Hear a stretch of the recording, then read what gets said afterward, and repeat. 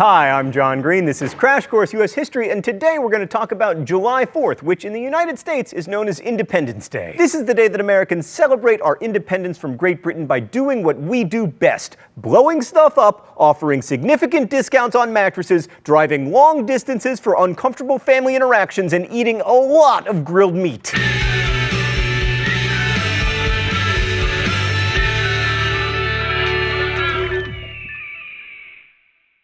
Right, so the story goes that the founders of this nation signed the Declaration of Independence on July 4th, 1776, parting ways with King George to found the freest, finest nation on the face of the earth.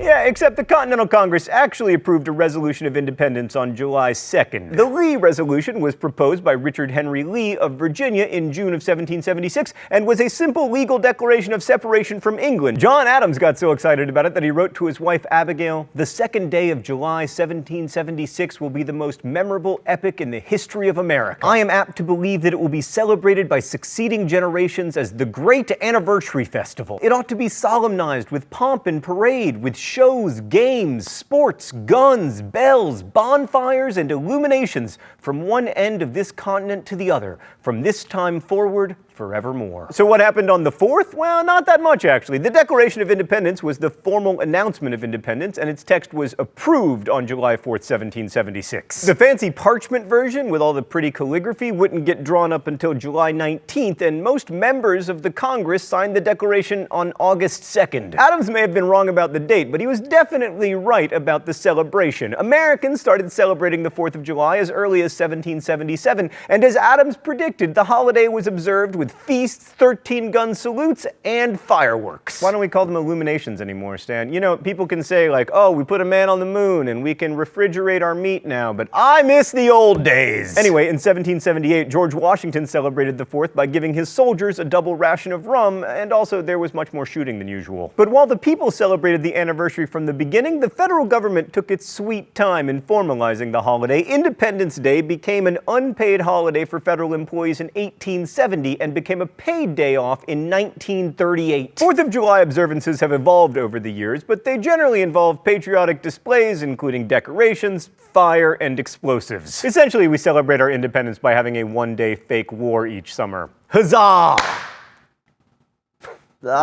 Freedom tinnitus. Early observances were marked by huge bonfires, but the litigious nature of modern American society has greatly reduced the number of bonfires. However, we still have a lot of fireworks on the 4th of July. Many cities and towns across the country sponsor fireworks displays on the 4th. New York's fireworks display is the largest in the nation. Despite the grandeur of these officially sanctioned displays, many individuals across the nation feel the need to blow stuff up on their own in their yards because, you know, they have all of their fingers, and that seems like too many. Many states have restricted the sale and personal use of fireworks, freedom haters, but would-be patriots find their way to marginal neighborhoods every year to buy fireworks out of the backs of vans. In my neighborhood, these personal pyrotechnic celebrations start in about mid-May and continue well into August, causing my dog to have a very stressful summer. John Adams' prediction about gunfire holds true as well. On most military bases, 50 gunshots, one for each state, are fired at noon on July 4th as a salute to the Union. And in Stan's neighborhood, where you go to buy the fireworks out of the backs of vans, celebratory gunfire is common throughout the year. Here is an actual bullet hole in Stan's actual window. Stan, can we get the Libertage again?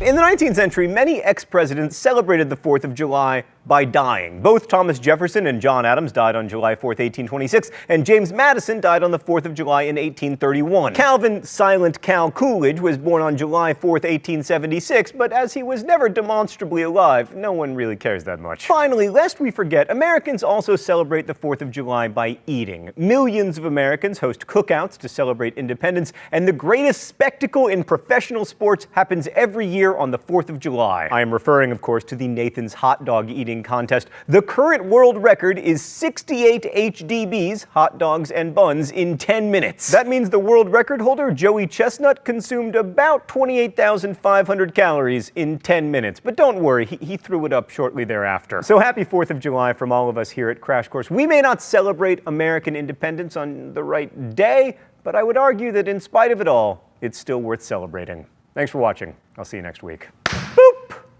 Crash Course is produced and directed by Stan Muller. The script supervisor is Meredith Danko. Our associate producer is Danica Johnson. Today's show was written by Stan. And our graphics team is Thought Cafe. Every week there's a new caption for the Libertage. If you'd like to suggest one, you can do so in comments, where you can also ask questions about today's video that will be answered by our team of historians. Thank you for watching Crash Course, and as we say in my hometown, don't forget to be awesome.